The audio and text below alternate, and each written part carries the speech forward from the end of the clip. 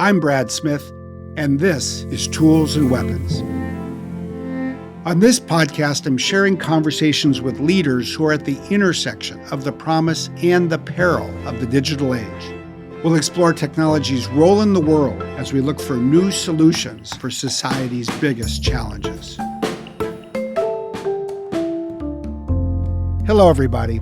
In this episode, I'm sharing the keynote I recently gave in Barcelona at the Mobile World Congress. I focused on what we call the new AI economy. In effect, a new sector of the economy that's coming together with a number of different technology pieces that all need to work together to enable AI to flourish. One of the interesting things I find as I meet with people around the world is, understandably, we're still at a very early stage of people even understanding what all these pieces are. What is an AI data center? What is a foundation model? What does it mean to try to bring them to the world? I addressed another critical question as well. How should a big tech company like Microsoft build this infrastructure, make it available to the world, and do so in a way that can give people confidence? I shared new AI access principles that we'll follow at Microsoft. Fundamentally, it's about three things: access, fairness, and responsibility. Listen in and you'll hear me describe what that means in practice. The new AI economy, up next on Tools and Weapons.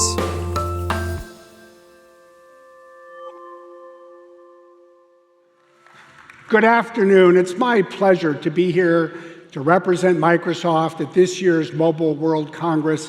I think this brings an important group of people together at a critical moment in time.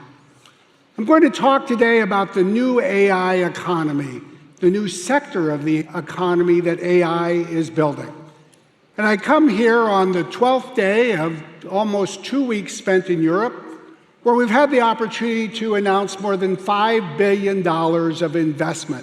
Money we'll spend just this year and next in Germany and Spain to construct new AI data center infrastructure. It's not just about bringing billions of dollars of investment to countries in Europe. We've announced a new training program to bring AI skills to more than 1 million people. New services based on AI to empower network operators. A new partnership announced today with Mistral AI in France. And new initiatives to focus on the use of AI to advance cybersecurity and AI safety itself. What does this all amount to? That's what I'd like to talk about today. Interestingly enough, despite the rapid pace at which invention and events are flowing, we're still in an extraordinarily early stage of really thinking about what generative AI is creating. And I find as we meet with people, in some ways, all of us in our industry have an important need and opportunity to help the world learn about what we together are creating, about this new sector of the economy. And whenever you have something very new, it helps by comparing it to something that people are familiar with. In many ways, when I think about AI, I think it's most interesting to compare it to the printing press, literally an invention of almost 600 years ago. Why? Well, in some ways, I think AI is the most important invention for the life of the mind since the invention of the printing press. Think about what the printing press enabled people to do: to write, to formulate their thoughts, to put them down, to share them, so that other people could read, and by reading, it enabled them to learn. In so many ways, AI is a tool to help people think, to create, to reason, to share, to learn, much like the printing press. But the comparison does not end there, because the printing press was not just about inventing something new. There's a second aspect that was important as well. It was about the diffusion of technology, meaning the need to get it into people's hands, to put it to work. And it's fascinating to look at what happened in the 50 years in Europe in the second half of the 1400s. The printing press was built with movable type by one person, Johannes Gutenberg, in Mainz, what is now Germany. And over the course of 5 decades, it spread from city to city, from country to country. But what is also interesting is it wasn't just an invention that was created. It was an entirely new economy. If the people who were involved in the technology of the printing press had had something like Mobile World Congress, they would have come together, perhaps in Mainz, perhaps in Barcelona, and they would have done then what we do today. They would have looked at this economy and they would have said, there's a tech stack, just like technology people do today. And when they looked at the tech stack, they would see that it started with the printing press, but fundamentally, it required so many more parts of the economy to be built and come together. There needed to be people who produced paper and ink. There were people who were book binders, book publishers, book sellers. They all made it possible for writers and readers to flourish. And flourish they did. It took this entire economy to make the modern world. In fact, what is most interesting is when they all came together and succeeded together, books exploded. If you looked at the world in 1460, in the prior 1,000 years, only 1,000 literary works were produced. 8,000 literary works in 1,000 years. But soon, 8,000 literary works were being produced every 5 years. It wasn't just that new works were being produced. The printing press made it possible for them to be provided in great number. By the end of the century, 20 million copies of books had been created and distributed and even read. What that made possible is almost everything we know about European history that followed. It led to the Renaissance and then the Reformation, to the scientific revolution, to the Enlightenment, to the spread of democracy itself. That is what a great technology can do when people come together and build a successful sector of the new economy and use that technology to do good for others. I think it should inspire us.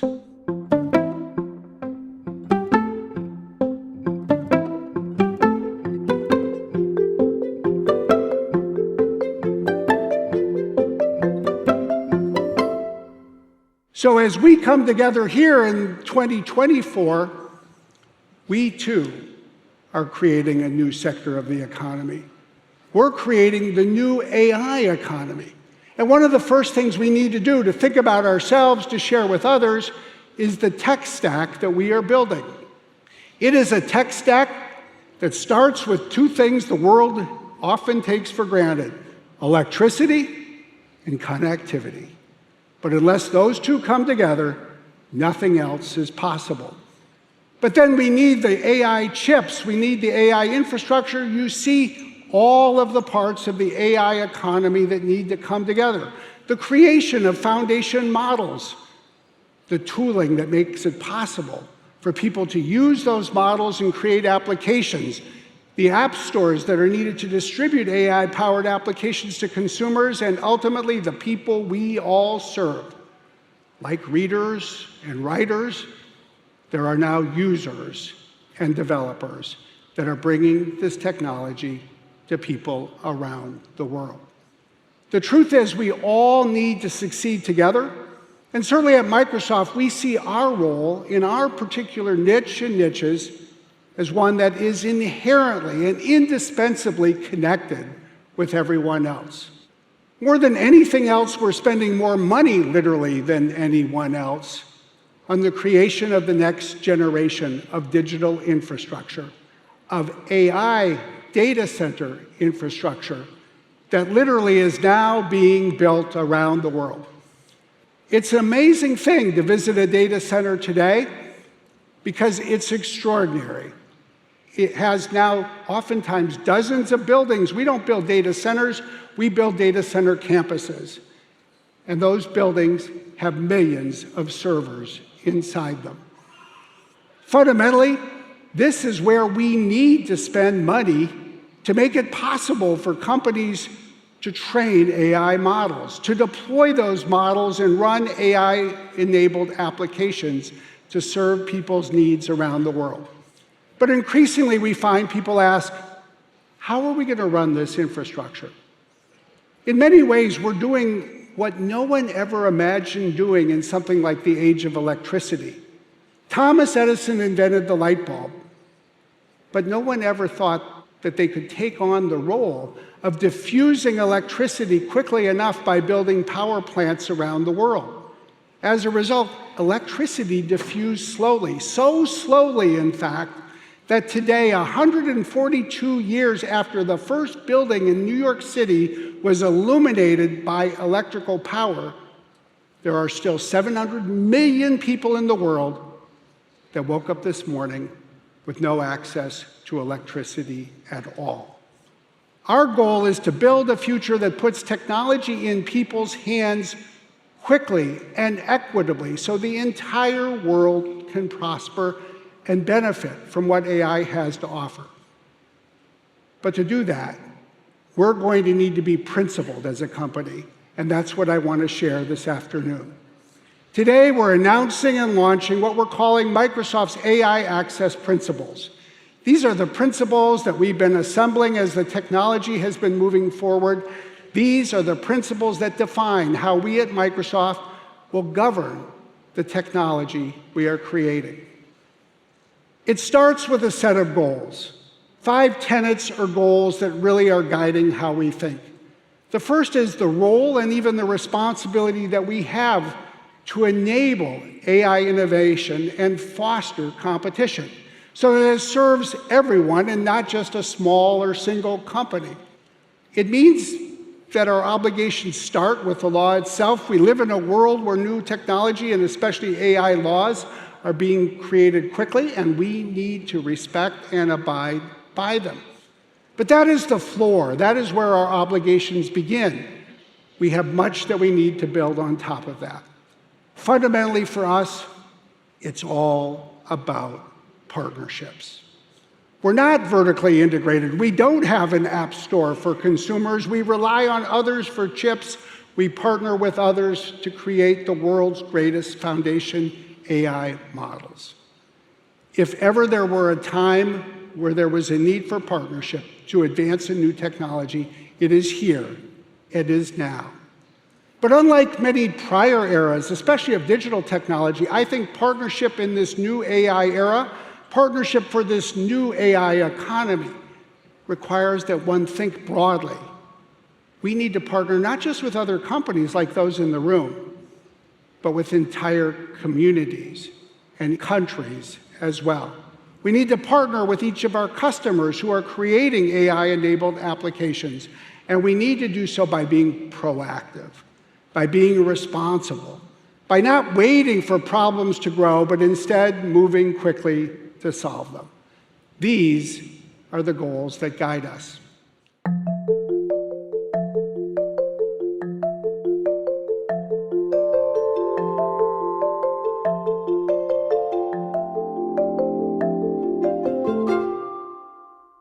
We've thought about these goals, and we're sharing today 11 principles. These principles really fall into 3 categories. They're about access, they're about fairness, and they're about our broader societal responsibilities. But first and foremost, perhaps, they are about access, about providing broad access to other companies, communities, and customers. Broad access so first, others can train their models and deploy them on the AI data center infrastructure we're creating. This is illustrated by the announcement we made just 2 hours ago. What I think really stands for a new day and a new era for Microsoft's support for the development of technology in Europe. It's the multi-year partnership we just announced with Mistral AI, the leading AI company in France. And under this partnership, Mistral AI will now be able to train and deploy its leading models in our data center. But it's not just training and deploying models. It's about helping people bring their models to customers, to software developers so they can use them, to customers so they can buy them. And through our Models as a Service initiative at Microsoft, Mistral AI, effective today, has its models available to reach the world through all of the data centers that we're operating. We're focused not just on proprietary software, not just on our partnership with OpenAI, as critical as it is, but with a wide number of companies. And in fact, as of today, we have almost 1,600 models running in our data centers, 1,500 of which are open source models. It shows how we as a company need to focus on proprietary and open source models, companies large and small. That is what it means to provide access to the world for the data centers that we're building to construct. But it's not access alone that matters. It's also incredibly important, we appreciate, to treat people fairly. Because when you're running the critical data centers on which people rely, they need to have confidence in how we will interact with them. We've given a lot of thought to what we think matters to different groups of people.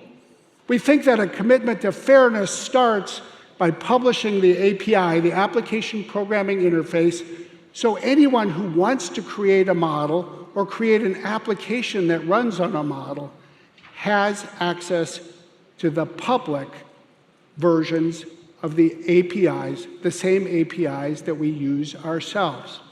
That's a third principle. It's an important step in ensuring that everyone is treated fairly.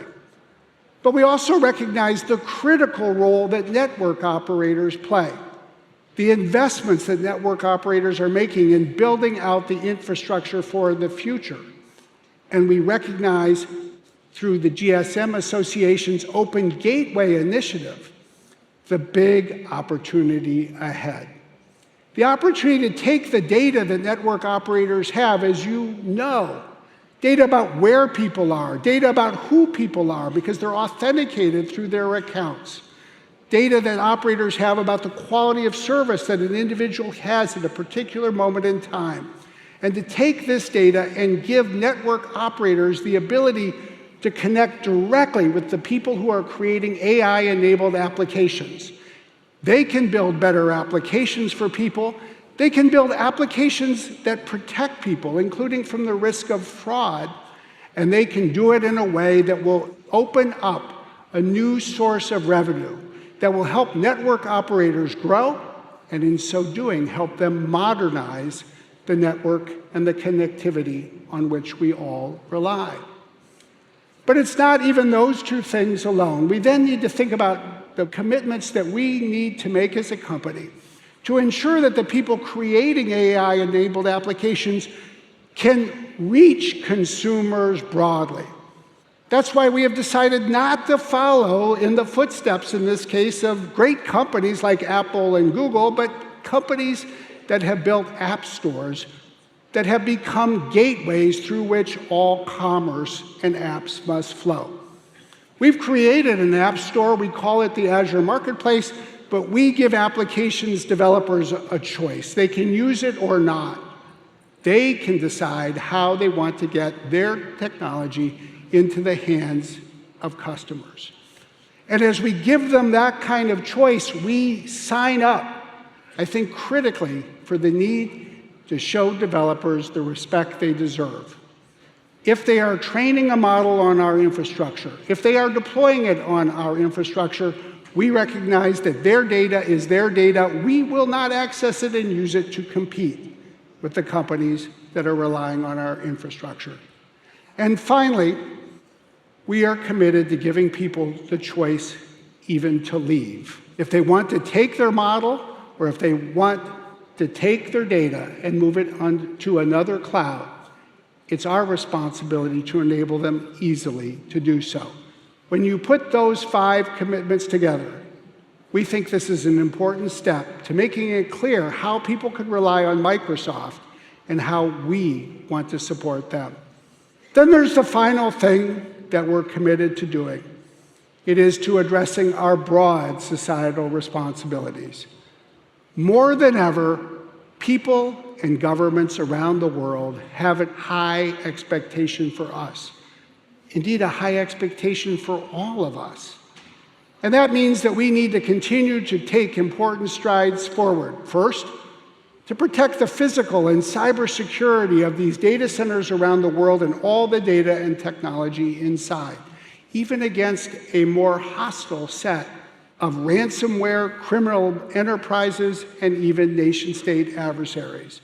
We need to continue to invest in a high standard for responsible AI, a safety architecture that protects people's safety and security, the privacy of their information. And we are doing this in ways that not only safeguard and put guardrails around our own services, like our co-pilots, but we're doing it in ways where we make this safety architecture available as a service for open source developers so they can use it if they wish, rather than have to spend their time and money creating it themselves. We recognize that ultimately the success of this new economy requires not only companies like all of ours who are represented in this room, more than we've seen in a long time. We need to get out and skill people around the world so that they have the capability to use the power of AI to advance their careers. And finally, we need to do all of this in a way that is sensitive to the environment, that conserves the use of water, that recycles it, or oftentimes runs without any water at all. We need to do it in a way that brings online renewable and carbon-free energy, more energy even than we may consume in our data centers. We need to do it in ways that put the power of AI to work to protect the environment. Ultimately, when you put these 11 principles together, we think that they're an important step forward in making clear what we feel we need to do to earn and sustain the trust of people, of customers, of companies, of countries around the world. And we recognize that the first step is almost never the last step, but the best way to get going is to get started. And that's what we're doing.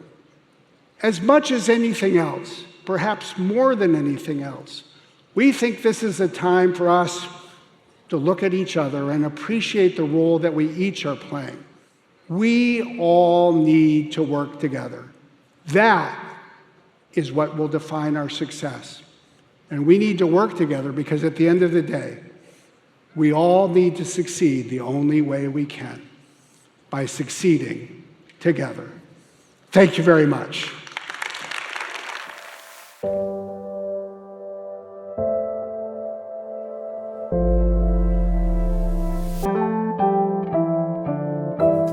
You've been listening to Tools and Weapons with me, Brad Smith. If you enjoyed today's show, please follow us wherever you like to listen. Our executive producers are Carol Ann Brown and Aaron Teesey. This episode of Tools and Weapons was produced by Karina Hernandez and Jordan Rothlein. This podcast is edited and mixed by Jenny Cataldo with production support by Sam Kirkpatrick at Run Studios. Original music by Angular Wave Research. Tools and Weapons is a production of Microsoft, made in partnership with Listen.